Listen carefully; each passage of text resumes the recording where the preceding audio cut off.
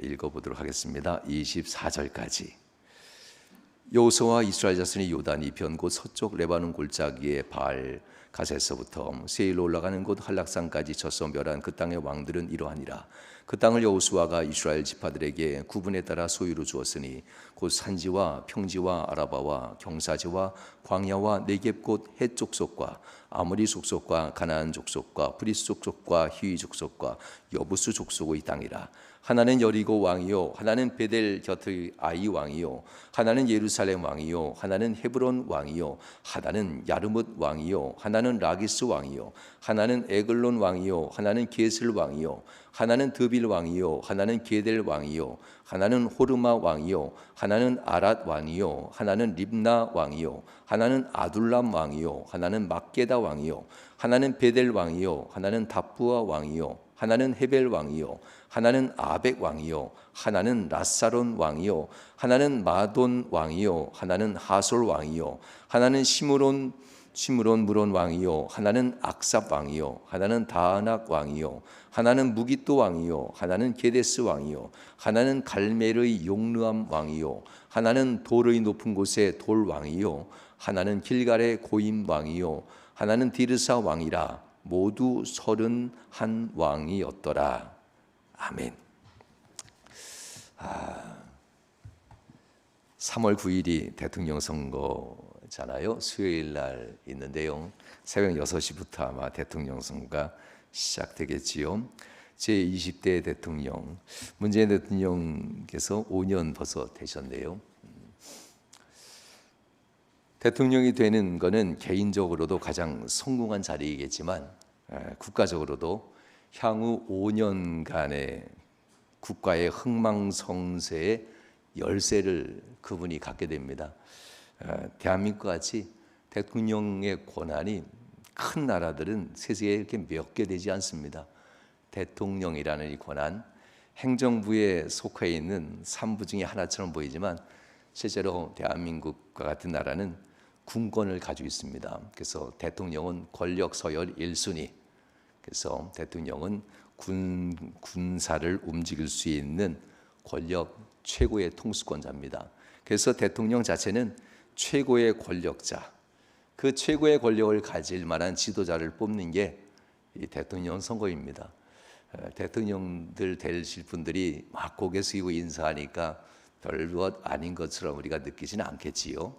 험도 보이고 흠도 막 나타나니까 그냥 그런가 보다 하겠지만 그가 가질 권력은 우리의 빈부의 격차를 더 심화시킬 수도 있고 그가 가진 그 권력을 통해서 우리의 평안에 대한 책무를 외면한다면 국민들은 불안하게 살 수 있는 시간인데요.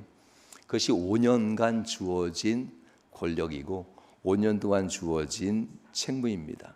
그러므로 대통령 선거 정말 중요합니다. 누가 되든 되겠지가 아니라 누가 되든 그 사람은 국가의 흥망성쇠의 열쇠를 쥐고 5년간 그 누구도 대통령을 탄핵하는 것은 불가능합니다. 큰 결격 사유가 있지 않는 이상 거의 불가능합니다. 그가 가지고 있는 강력한 최고의 권력으로 정말 국민들의 이 빈부의 격차를 해결해주고 국민들을 편안하게 해줄 수 있는 그런 대통령, 그런 사람이 있다면 하나님이 천국에 제일 먼저 들어갈 만도 할 텐데요. 과연 그런 사람이 있을까? 최고의 권력 앞에서 자신의 욕망을 잘 다잡고 5년간 그 지도자 역할을 해낼 사람이 있겠는가 질문하면 참 암담하기도 한데요. 기도해야죠. 하나님, 우리나라에 어떤 지도자가 뽑히든 그가 우리 국민들에 대한 이 책무를 져버리지 않고 정말 국민들의 빈부의 격차뿐만 아니라 평안하게 살 수 있도록 대통령의 권력을 잘 사용해 달라고 또한 함께 기도하시기 바랍니다. 가게를 운영하든 기업을 운영하든 그 사장의 성품은 매우 중요합니다. 성품 뒤에 재능이 있는 것이지 성품은 엉망인데 재능만 있다면 칭찬받는 가게는 되지 않습니다.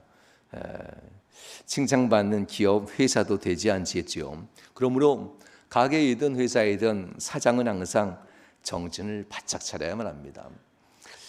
얼마 전에 카카오 그 회사 회장님 자신의 버는 거의 절반을 사회에 환원한다고 얘기할 때는 언제고 마치 똑같은 사람들이네요.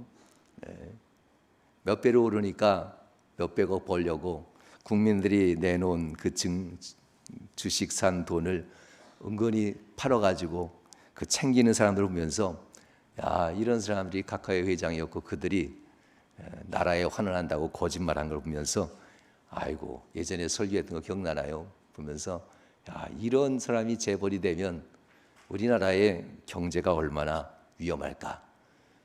독식하려고 하지 않겠습니까? 국민들의 피 같은 놈들 가지고 독식하는 기업인들, 이런 기업인들은 용서가 아니라 퇴출돼야만 합니다. 이런 정치인들도 용서가 아니라 퇴출돼야만 합니다.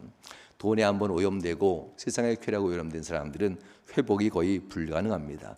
양심을 저버린 사람들, 이런 사람들에 대해서 용서해주면 안 되지요.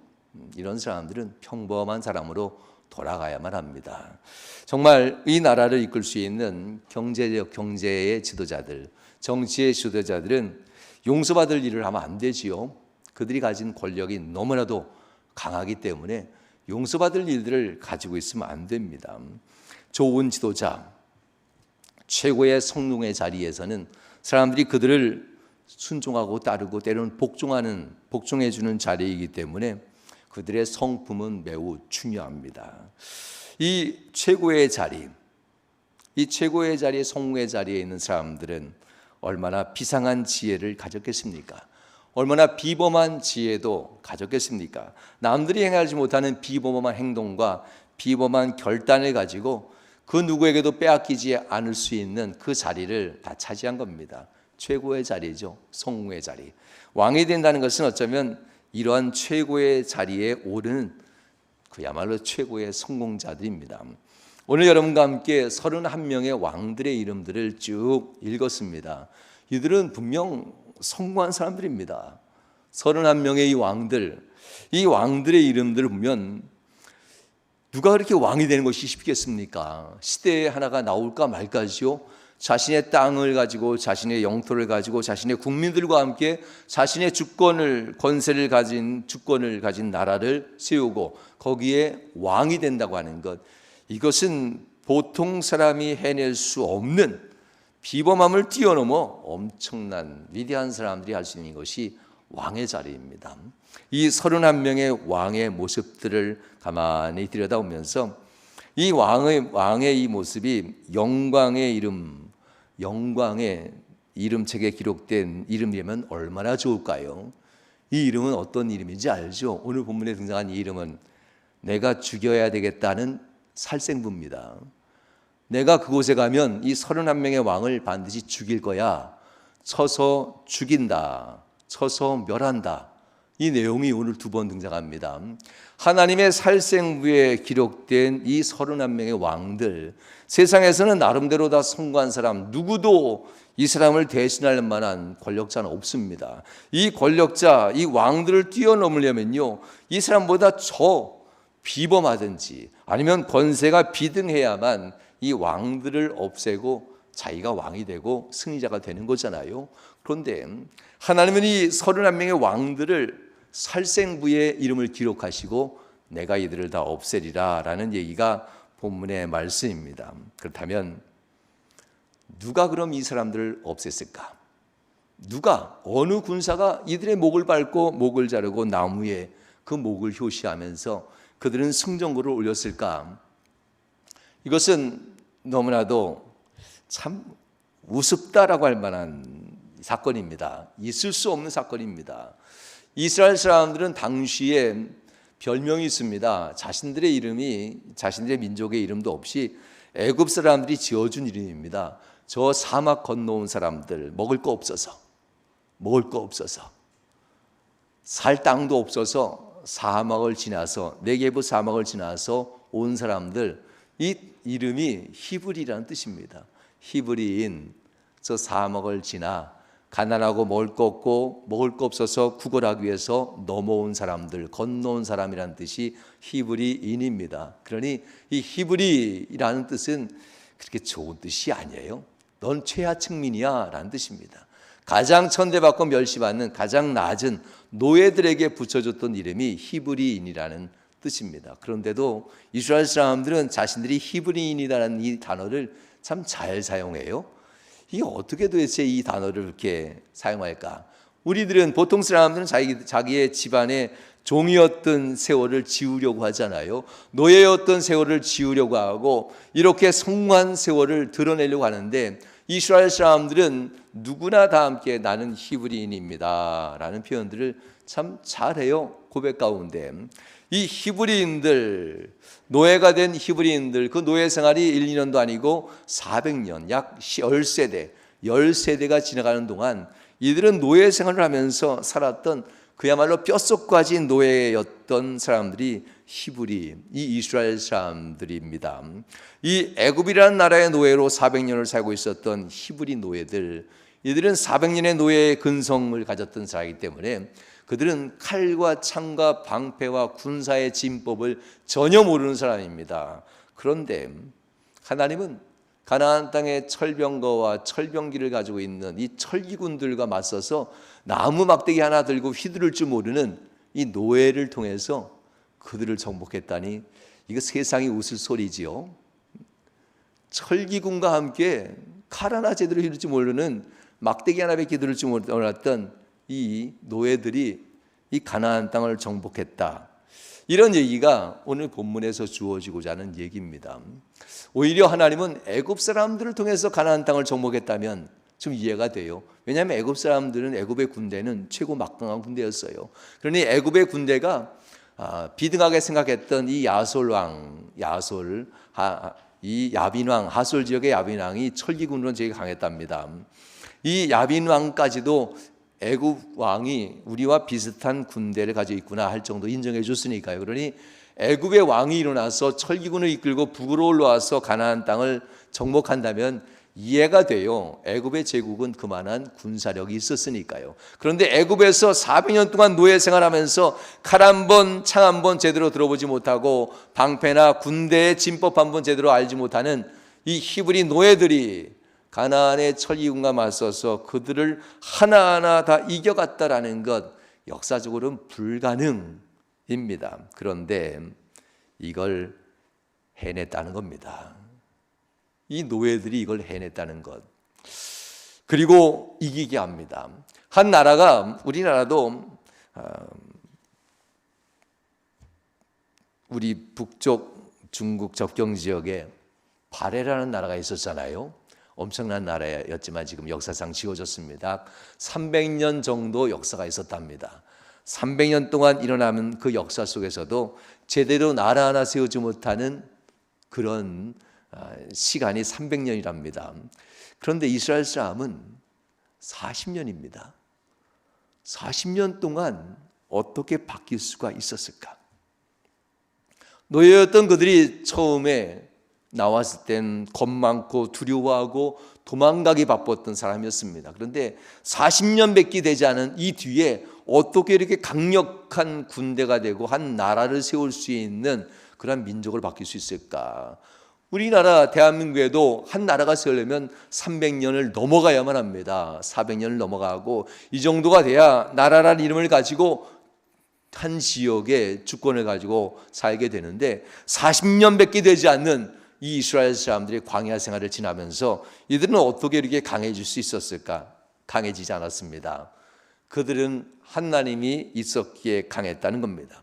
그들은 하나님이 이기게 하셨기에 강했던 것이지 40년 동안 인간은 강해질 수가 없습니다. 40년 만에 인간은 나라를 세울 만한 능력은 없습니다. 40년 만에 영웅은 등장하지 않습니다. 그런데도 하나님은 이들을 이기게 하십니다. 국가의 역사 속에서 국가 간 이야기가 흐르는 큰 이야기가 있죠. 대한민국의 국가의 역사. 그 안에 우리와 같이 국민들의 개개인의 역사들은 국가의 큰 역사의 흐름 속에 그 안에 편승되어서 흡수되어 흘러갑니다. 그러니 한 국가가 사라지고 나면 우리 이름들도 다 사라집니다. 한 국가가 사라지면 거기에 살았던 민족이 누구인지, 역사 속에 누가 있었는지 누가 기억해 주겠습니까? 그러나 그 국가가 거대한 이야기를 가지고 계속 흘러간다면 그 국가 안에 있었던 위대한 발자취의 개개인의 역사들도 남아 있습니다. 족보도 남아 있고 지역도 남아 있고 마을도 남아 있고 이 마을에 누가 살았는지 한 개개인의 이야기도 남아 있습니다. 거대한 국가의 이야기가 남아 있다면 성경은 어쩌면 이러한 거대한 국가 간 이야기, 아니 거기에 비할 바 되지 않지요. 이걸 메가 나레이션이라고 표현하는데요, 엄청나게 거대한 이야기다라고 해요. 성경은 전 우주적인 이야기를 담고 가고 있다라고 합니다. 그 안에 전 우주적인 이야기를 가지고 하나님이 이야기를 가지고 그의 이야기를 써가는 가운데 인간이 이 안에 있다라고 합니다. 하나님의 이야기 뭘까요? 하나님의 이야기는 아담과 타락한 이유 단 한 가지입니다. 인간을 구원하리라. 죽음에 갈 수밖에 없는 인간을 하나님의 이야기는 한 명 한 명 다 구원할 때까지 내가 쉬지 아니하리라. 내가 이 모든 세상에 이 구원의 소식이 전할 때까지 난 쉬지 아니라면서 하나님은 이 세상의 거대한 우주적 이야기로 바로 구원이라는 것을 써가고 계십니다. 우리는 바로 그 속에서 구원이라고 하는 이 흐름에 편승되어서 신앙생활을 하고 있다는 겁니다. 하나님은 이 구원이란 큰 흐름 속에 누구를 선택하실 것인지, 누구를 쳐서 죽일 건지, 누구를 쳐서 멸망시킬 건지, 누구를 들어서 승자로 삼을 건지, 누구를 왕의 자리에 놓으실 건지, 누구를 죽음의 자리에 놓으실 건지, 하나님은 이걸 선택하시는 분이라는 이야기가 오늘 여러분에게 해드리고 싶은 이야기입니다. 사랑하는 성도 여러분, 하나님은 노예 한 사람 한 사람 사용하셔서 31명의 왕을 제거하는 것, 하나님은 노예를 안 사용하고도 제거할 수 있겠지요. 그런데 왜 가나안을 정복하면서 31명의 왕을 제거하면서 쳐 죽이면서 노예였던 히브리 사람들을 사용하셨을까? 구원의 거대한 역사를 증명해내기 위해서 그렇습니다. 노예였기에 가능한 고백이 있습니다. 그래서 그들은 나는 히브리인입니다 라는 표현은 나는 노예였습니다. 그런 나를 하나님이 구원하셨습니다. 노예였기에 가능합니다. 이게 노예였기에 가능합니다. 나는 히브리인입니다. 나는 노예였습니다. 그러니 하나님의 힘의 능력으로 나는 여기까지 살 수가 있었습니다. 앞으로도 마찬가지입니다. 노예였기에 이것이 가능한 고백입니다. 노예였기에 나는 아무것도 배운 것이 없는 무지랭이입니다. 이게 가능하지요. 노예였기에 나는 아무것도 없는, 내가 이룰 수 있는 능력도 재력도 재능도 없는, 아무것도 없는 그런 삶이 나였습니다. 노예였기 때문에 하나님께만 고백하고 영광 돌린 일이 가능했다는 겁니다. 그래서 하나님은 그 낮고 천한 노예의 신분이었던 이스라엘 사람을 사용하셔서 영광을 받으신다는 겁니다. 이 영광은 하나님의 존귀함만을 나타내는 것은 아닙니다. 하나님의 구원에 대한 영광은 뭘까요? 노예를 선택하는 이 하나님, 노예까지도 선택하는 하나님, 노예라 할지라도 구원하는 하나님, 노예와 같이 절망한 사람이라 할지라도 구원의 손길을 내리시는 하나님, 하나님의 구원의 약속은 번듯한 사람에게만 가는 것이 아니라 하나님의 구원의 약속은 노예라 할지라도, 노예와 같은 신분이라 할지라도, 노예와 같이 완전히 실망하고 실패하고 나락으로 떨어진 인생이라 할지라도 어느 누구라도 내 구원의 이야기는 들려줄 거야. 그리고 그들이 내게 순종하면 나는 노예라 할지라도 거기서부터 다 건져줄 거야 라는 이 구원의 하나님의 넓고 큰 은혜가 바로 이 오늘 말씀에 들어있는 하나님의 은혜입니다. 가장 미천한 자, 예수님을 표현할 때 낮고 천한 이곳에 오셨다라고 합니다. 낮고 천한 자리, 그러면서 우린 낮고 천하다고 우린 자꾸 생각하지 않지요. 낮고 천한 자리, 구유, 말구유, 소구유 뭐 이런 먹이통에다가 예수님의 포대기 하나 깔아놓고 태어났으니 거기를 낮고 천하다고 얘기하는데요, 아니에요. 우리가 낮고 천한 자입니다. 우리가 히브리, 할 수 있는 건 아무것도 없었고 구원받을 그 어떤 것도 없었던 정말 낮고 천한 우리들입니다. 우리들이 바로 낮고 천한 자리라는 것, 바로 노예였기 때문에 히브리인들은 이 고백이 가능했습니다.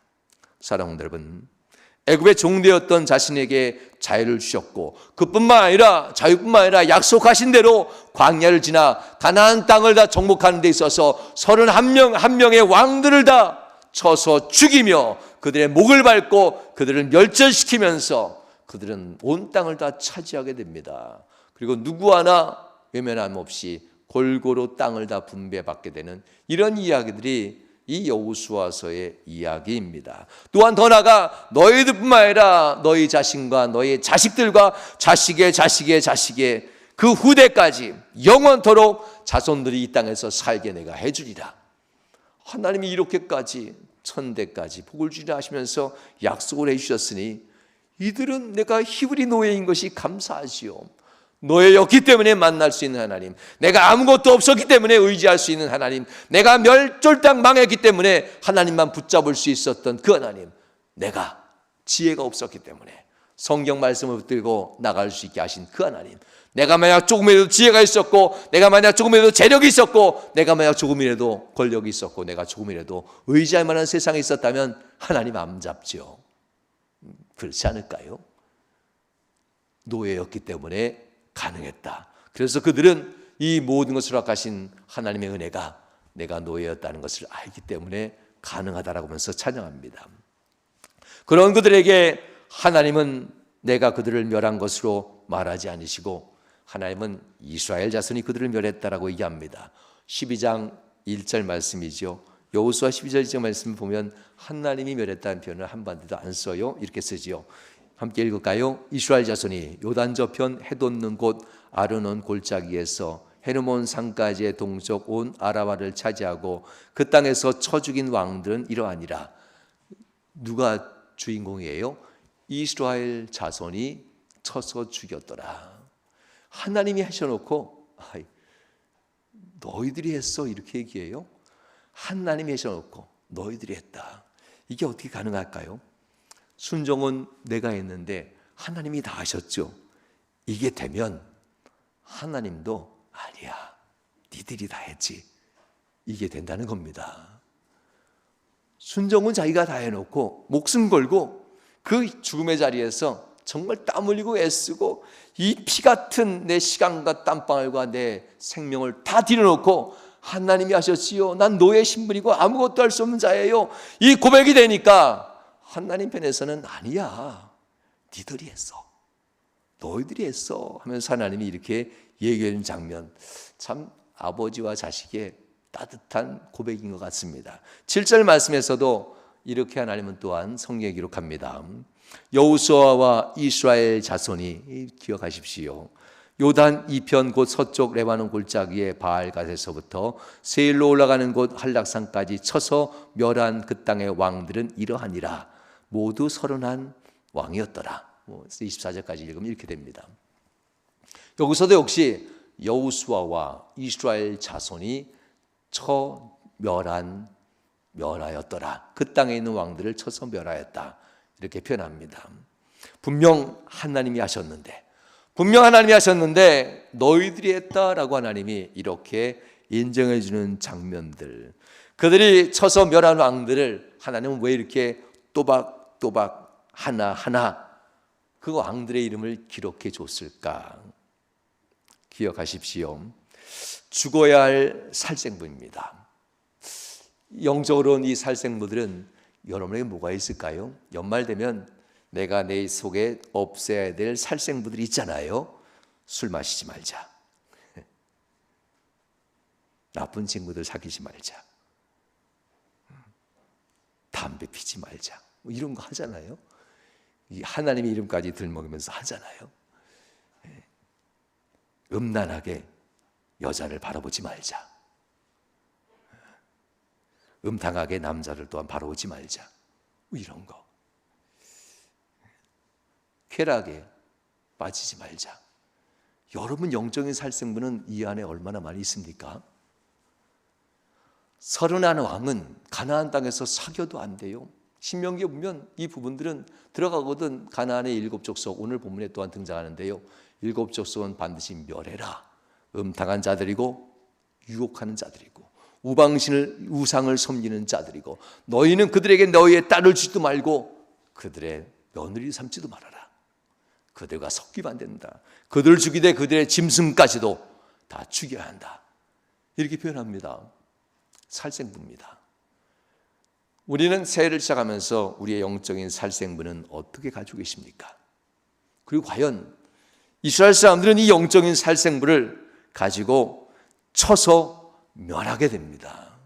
그런데 그들은 처음부터 그렇게 영적인 살생부를 쳐서 신앙을 세워가는 사람은 못됐습니다. 출애굽기 14장 10절로 12절 이 말씀은요, 이스라엘 백성들이 히브리 노예로서 애굽이라는 그 나라에 종살이하다가 자유로로 떠나 한 달 남짓됐던 시간입니다. 막 노예에서 자유를 얻었던 그 순간인데요, 이들의 믿음은 과연 어느 정도였을까 궁금하지 않습니까? 40년 전에 이들의 믿음은 이렇게 변합니다. 출애굽기 14장 10절에서 12절 말씀에 보면 이렇게 얘기하는데요, 바로가 가까이 올 때 홍해바다 앞에 한 달 만에 갔을 때입니다. 앞에는 홍해바다고 뒤에는 바로가 군대를 이겨서 이 종들을 보냈는데 다시 데려다가 노예 삼겠다 하면서 군대를 이겨서 철기군들이 쫓아오는 겁니다. 얼마나 무서웠을까요? 이렇게 얘기합니다. 10절로 12절 바로가 가까이 올 때 이스라엘 자손이 눈을 들어본 즉 애굽 사람들이 자기들 뒤에 이른지라 이스라엘 자손이 심히 두려워하여 여호와께 부르짖고 11절 함께 읽을까요? 12절까지 함께 읽겠습니다. 그들이 또 모세에게 이르되 애굽에 매장지가 없어서 당신이 우리를 이끌어내어 이 광야에서 죽게 하느냐? 어찌하여 당신이 우리를 애굽에서 이끌어내어 우리에게 이같이 하느냐? 우리가 애굽에서 당신에게 이른 말이 이것이 아니냐? 이르기를 우리를 내버려 두라. 우리가 애굽 사람 섬길 것이라 하지 아니하더냐? 애굽 사람을 섬기는 것이 광야에서 죽는 것보다 낫겠노라. 아직 하나님의 축복을 약속받은 사람인데 한 달 만에 돌이켜보니까 하나님 믿어봤자 별거 아니네, 이런 얘기를 한다는 거예요. 이들의 신앙은 10가지의 재앙을 보면서 엄청나게 급상승합니다. 하나님이면 다 할 수 있어 하면서 엄청나게 급상승하죠.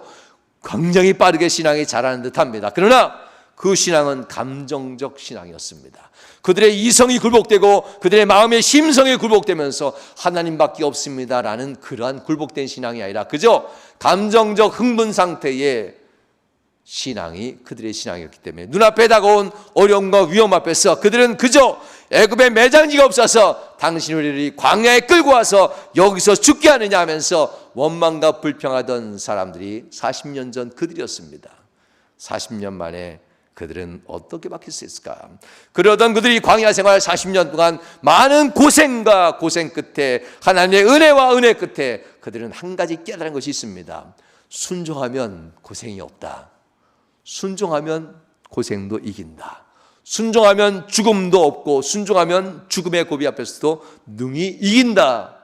40년 동안 수없이 많은 고생과 죽음의 위험 앞에서 과연 하나님만이 우리를 구원할 수 있다라는 이 믿음을 40년 만에 갖습니다.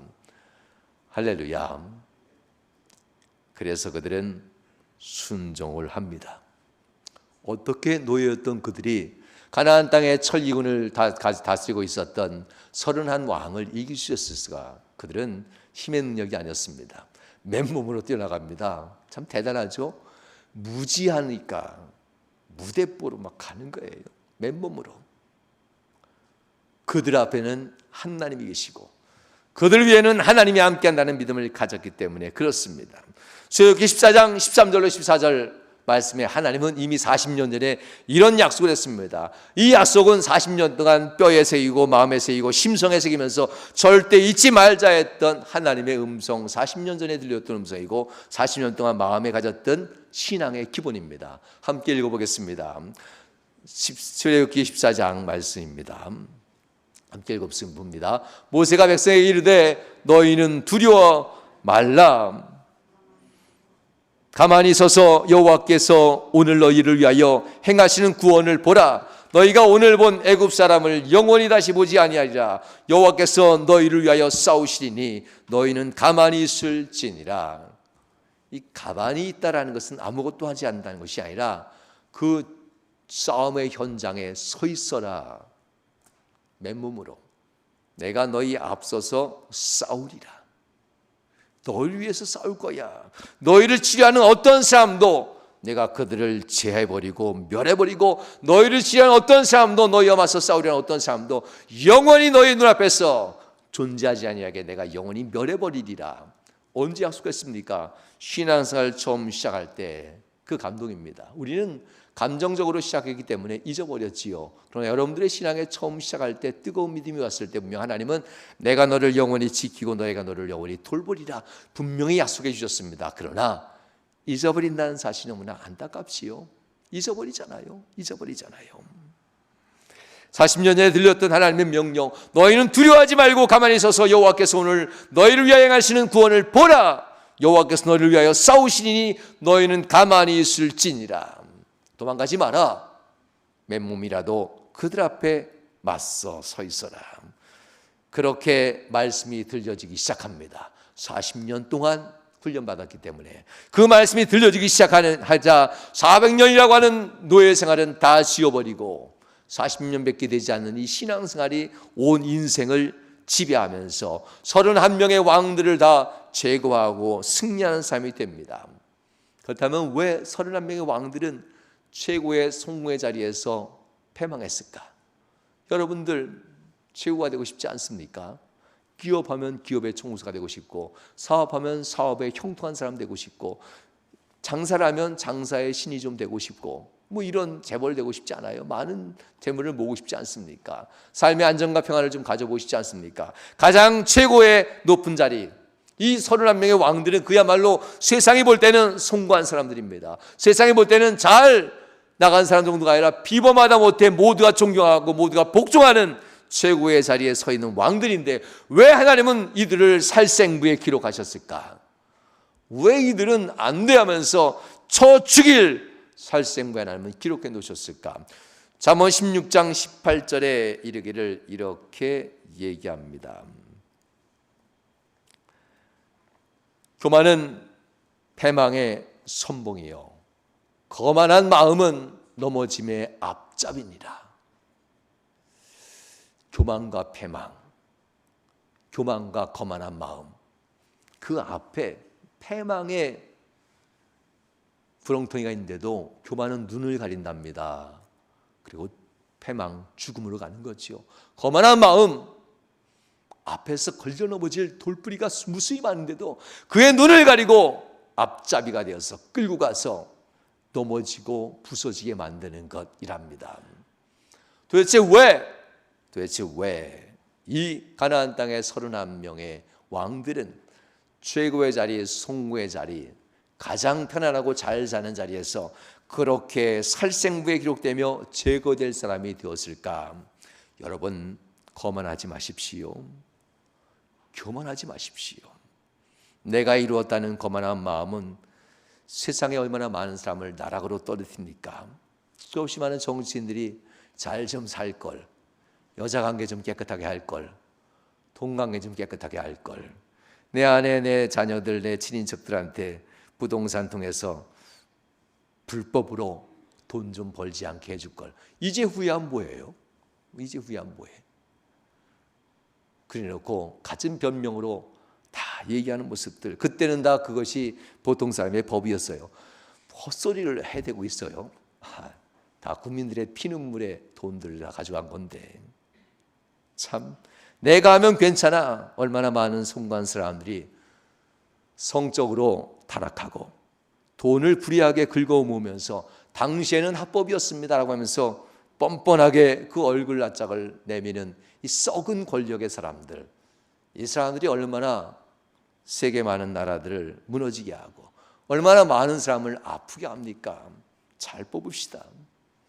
또한 얼마나 많은 교회들이 교만함과 거만함으로 말미암아 갈라지고 쪼개어지고 무너지고 사라지는 교회들이 이 시대에 또한 얼마나 많이 있습니까? 불순종의 반대말은 교만입니다. 거만함입니다. 진면의 대상입니다. 하나님의 살생부에 그 이름이 실리게 되고 하나님의 살생부 안에서 그들의 이름은 쳐서 죽임을 당하는 자가 된다라는 겁니다. 본문에 등장하는 가나안의 왕들의 삶이 그랬습니다. 생명력에 기록될 기회들은 얼마나 있었습니까? 있었습니다. 40년. 적은 세월은 아니지요. 이스라엘 백성들이 다가오는 그 40년의 세월 동안 그들은 살아갈 기회가 있습니다. 교만한 땅, 거만한 땅, 자신만의 알고 자신만의 쾌락과 자신만의 안위를 챙겼던 그 땅에서 떠나야만 합니다. 자신의 살생부를 만들면서 거만한 마음을 죽이리라, 교만한 마음을 죽이리라, 술에 타락한 나의 마음을 죽이리라, 친구 좋아서 친구가 원하는 죄악을 범했던 내 마음을 죽이리라. 자신의 살생부들을 하나하나 제거하면서 그 땅을 떠났어야만 합니다. 그러면 그들은 살았을 겁니다. 그런데 여전히 하나님을 알면서 마음으로는 그 살생부의 그 어느 하나 죽이지 못한 채 세상과 겸하여 살고 있는 그들이었기 때문에 하나님이 이렇게 얘기합니다. 구역질 난다고. 계시록에서 라오디게 교회에겐 내가 구역질이 나서 도저히 너희를 삼킬 수 없느라, 입에 담기조차 역겨워서 내가 너희를 토해내 버리리라. 가나안 땅에 그들을 토해내는 이 비유를 그렇게 얘기합니다. 이 시대에도 많은 그리스도인들이 하나님의 입에 역겹고 구역질 나는 삶을 사는 그러한 이들도 있지 않겠습니까? 가나안 땅에 있는 이들은 바로 그렇게 하나님 앞에서 기회가 있었음에도 불구하고 그들은 역겨웠고 삼킬 수 없는 구역질 나는 자였기 때문에 가나안 땅에서 토해내되 영원히 멸망시키는 자로 토해내버리고, 이스라엘 자손에 순종하는 내 자손, 순종하는 내 백성을 통하여서 그 땅을 차지하게 하리라라는 이야기였습니다. 사랑하는 여러분, 순종하는 내 백성에게도 하나님은 원하는 것이 있습니다. 그들의 땅에 들어가거든 그 땅의 유혹을 어느 것도 갖지 말아라. 그 땅은 너에게 풍요로운 땅이며 동시에 그 땅은 너에게 성적인 유혹과 재물의 모험의 유혹과 쾌락의 유혹과 안락의 유혹과 그 땅은 이 유혹으로 너희를 우상 숭배하게 할 거다. 너희도 만일 가나안 땅의 옛 일곱 족속처럼 행한다면 내가 너희를 역겨워하여 그들을 토해내든 너희도 토해내 버리리라. 하나님이 이스라엘 백성에게 후에 경고하는 말씀이기도 합니다. 그들은 철저하게 나는 너희였습니다라는 이 고백을 합니다. 그러면서 자신의 영적인 살생부들을 31개뿐만 아니라 살아가면서 계속 마음에 품습니다. 내가 나를 저 복종시켜야 될 영적인 살생부, 내가 하나님을 잘 믿기 위해서, 내가 하나님을 거룩하게 믿기 위해서 내가 포기하고 내가 잘라내야 될 나의 영적인 살생부들을 그들은 잊지 않고 붙듭니다. 매 순간마다 붙듭니다. 성도 여러분, 이 순종은 생각보다 어려운 사명입니다. 왜냐하면 순종은 진짜, 저도 그래요. 10번, 20번, 100번 순종해도요 101번째 순종은 여전히 어려워. 1000번을 순종해도 1001번째 순종은 처음처럼 또 어려워요. 이게 참, 기도는 가면 갈수록 은혜로운데 순종은 가면 갈수록 왜 이렇게 처음하고 똑같은지. 이게 인간의 마음이기 때문에 그래요. 내 것을 포기해야 되고 내 것을 내려놔야 되기 때문에 늘 처음처럼 어려운 것이 순종입니다. 순종은 늘 어려운 결단입니다. 항상 두려움과 맞서야 하기 때문에 부족함을 경험해야 되고 내 것을 포기하고 하나님 것을 내어드려야 하고 하나님 것을 구별해야 되고 하나님 앞에 고통을 감내해야 하기 때문에 두려움을 믿음으로 이겨내야 되기 때문에 모든 상황 속에서 매 순간마다 순종이 엄습해 올 때마다 힘듭니다. 그럼에도 불구하고 내가 살기 위해서는, 내 자손이 살기 위해서는 순종으로서 내 영적인 살생부를 이루어 가셔야만 합니다. 여전히 우리의 삶에는, 우리의 마음에는, 우리의 인생에는 유혹이라고 하는 사단 마귀의 유혹의 손길이 여전히 예전과 똑같습니다. 마음에 이 정도면 됐어 하지 마시고 계속 다가오는 유혹 앞에 영적인 살생부들을 써 나갑시다. 우리는 우리 자신의 힘으로 영적인 살생부를 혹시 31개는커녕 3개라도 쓸 수 있었을까요? 내가 나를 저 복종하면서 온전히 이긴 이 영적인 살생부들을 과연 간직하십니까? 하나님 앞에서 자신의 물질과 시간과 삶의 쾌락을 정복하며 그것으로부터 오는 악의 유혹의 왕들을 쳐서 멸망시키는 영적인 살생부가 마음속에 과연 얼마나 있습니까? 순종으로 불신함과 맞서 영적인 살생부를 써가기는커녕 오히려 살생부에 기록되어야 될 것들로부터 우리가 오히려 믿음이 죽임당하는 것은 아닙니까? 내 영적인 살생부에 기록하고 내가 이겼다라고 써야 되는데 그것들로부터 어처구니 없이 예배 생활이 죽어가고 기도 생활이 죽어가고 헌금 생활이 죽어가고 나누고 봉사하고 헌신하는 생활이 죽어가고 오히려 죽여야 될 것으로부터 내 믿음의 거룩함이 훼손되고 결단과 순종이 죽어가는 것은 아닌지, 혹시 이런 어처구니 없는 일들이 여러분 삶 가운데 벌써 일어나고 있는 것은 아닌지 돌아보셔야만 합니다. 세상으로부터 믿음이 죽임당하고 구애의 늪으로 빨려 들어가는 그러한 이들에게 말씀드립니다. 당장 순종하셔야만 합니다. 당장 하나님 말씀에 따라서 영적인 살생물을 다시 한번 성경을 통해서 없어야 될 것, 사라져야 될 것, 제거해야 될 것, 포기해야 될 것, 내려놔야 될 것, 구별해야 될 것, 영적인 살생물들을 먼저 하나하나 기록하시고 점검하시고 제거하셔야만 합니다. 순종해야만, 당장 순종해야만 여러분의 이름이 영적인 살생물에 기록되지 아니하고 내가 너와 함께 영원히 있으리라. 하나님 이렇게 말씀하실 겁니다. 하나님의 말씀에 즉시 순종으로 믿음의 검을 들고 여러분 마음속 깊이 파고드는 유혹의 이 악한 영들의 미혹하는 것들을 죽여내십시오. 이스라엘 백성들은 이것을 이루었기 때문에 그들 앞에 있었던 31명의 왕들을 멸하며 하나님이 제시했던 영적인 살생물을 완성해냅니다. 그리고 하나님은 내가 너와 너의 자녀들에게 이 땅에서 영원히 살게 하리라. 너를 치러 달려오는 자들에게 내가 너희를 앞서 맞서 싸워 그들을 영원히 너희 앞에서 지워버리리라. 하나님이 이렇게 약속해 주셨습니다. 순종으로 우리에게 당면한 영적인 믿음의 싸움에 꼭 승리하는 여러분들의 하루하루 일상 되시길 주님으로 축원합니다. 우리를 유혹하는 사단 마귀의 영적인 왕들을 하나하나 물리시면서 제거하시는 여러분들 되시길 주의 이름으로 축원합니다. 하나하나 쳐서 멸하며 하나님의 명령하신 영적인 이 살생부들이 여러분 심령에서부터 완성되시길 주님으로 축원합니다. 아브라함처럼 모세처럼 다윗처럼 그의 인생들이 행진할 때마다 바울처럼 세상에 우뚝 서서 내가 믿음으로 이겼노라, 세상의 하나님의 능력으로 내가 이겼노라, 세상에 어찌할 수 없는 사람으로 여러분의 믿음이 우뚝 서는 순종의 사명자들이 다 되셔서 하나님의 놀라운 축복이 여러분에게 있기를 주님으로 축원합니다. 기도하시겠습니다. 이 시간 1분간 합심하여 기도합시다.